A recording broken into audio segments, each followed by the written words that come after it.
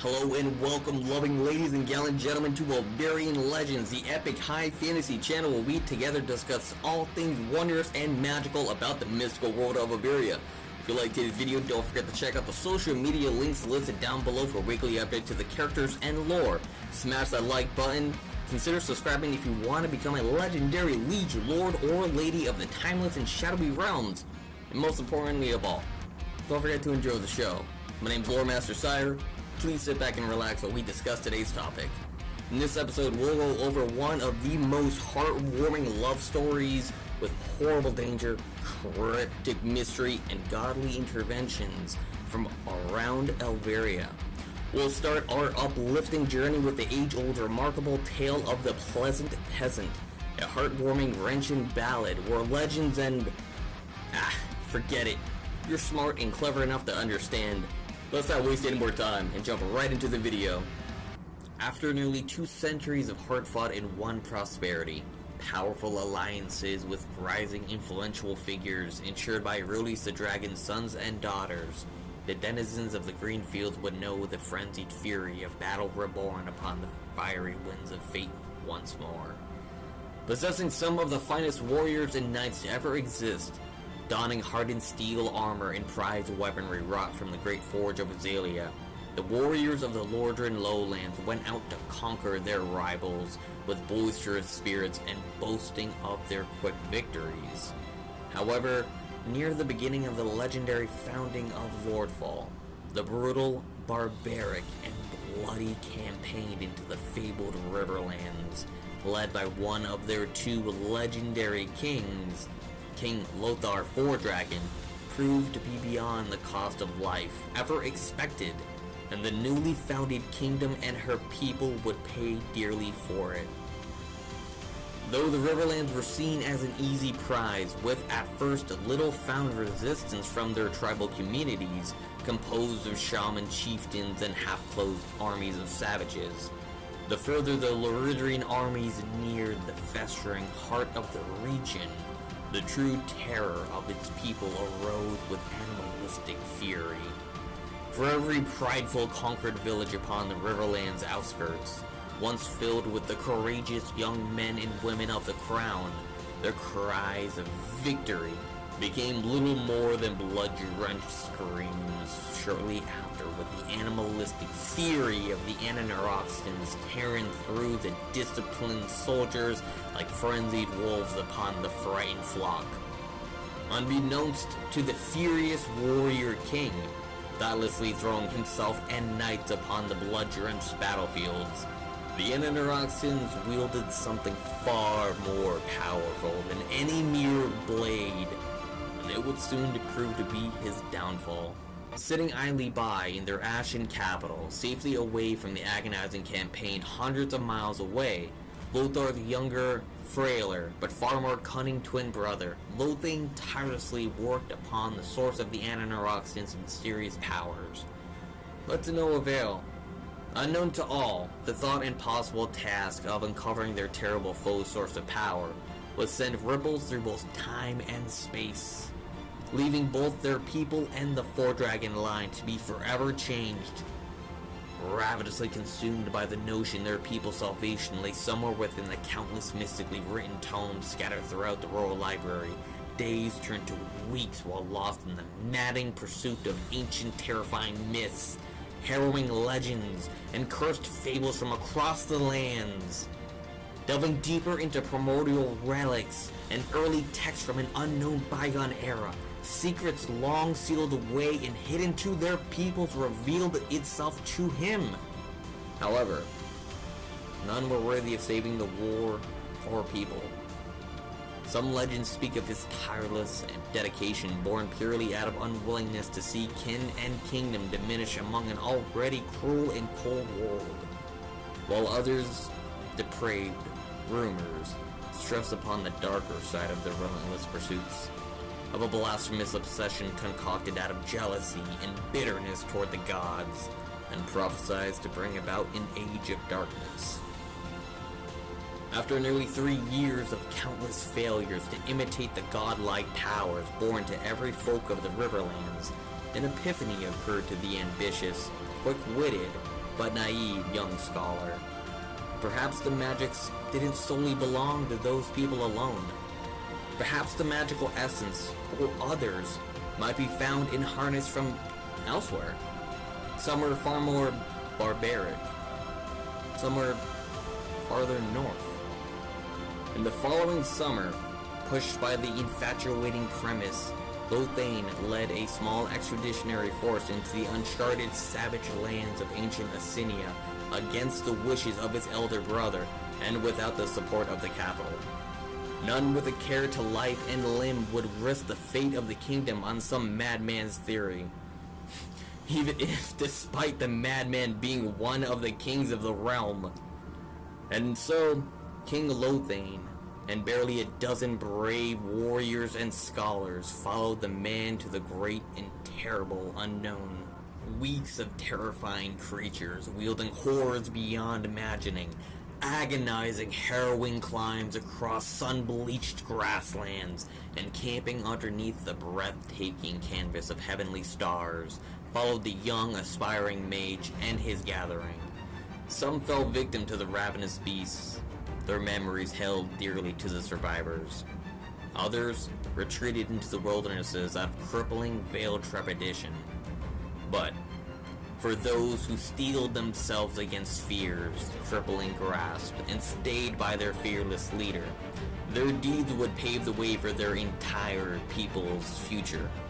Deep within the darkened woods filled with their bloody screams torn from the mutilating cries of the whimpering dying, those left within the party were left speechless at the gargantuous sight before them.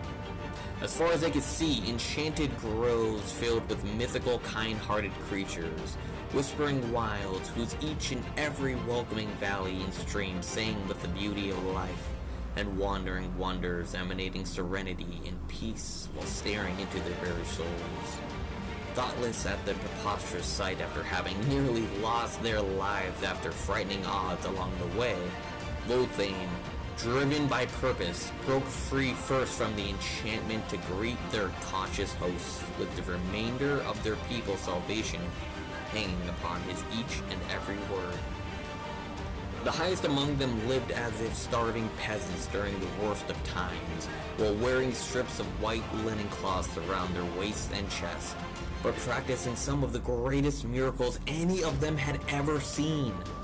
The most charitable among them named herself High Priestess Lady Rhea, peasant of the Holy Church of the Five Divine, a warm-hearted and kind woman, capable of healing the most grievous of wounds faster than any alchemist's concoction, whose every word seemed as if to spring forth from the cherished memories, and whose witty charm tempered even the young mage's raging mind, yearning for unanswered questions.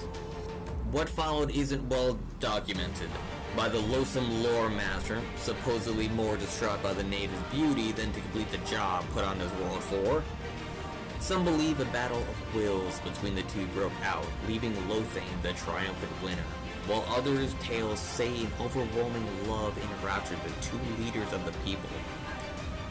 But what can be said is that Lothane and his followers left the land wielding the power so desperately sought after, but not unchanged by both it and the denizens of Asinia. Harnessing the powers of the primordial goddesses left theirs and their young leader scarred by its ethereal lashes, as long, grievous wounds gouged themselves across much of the man's already frail body.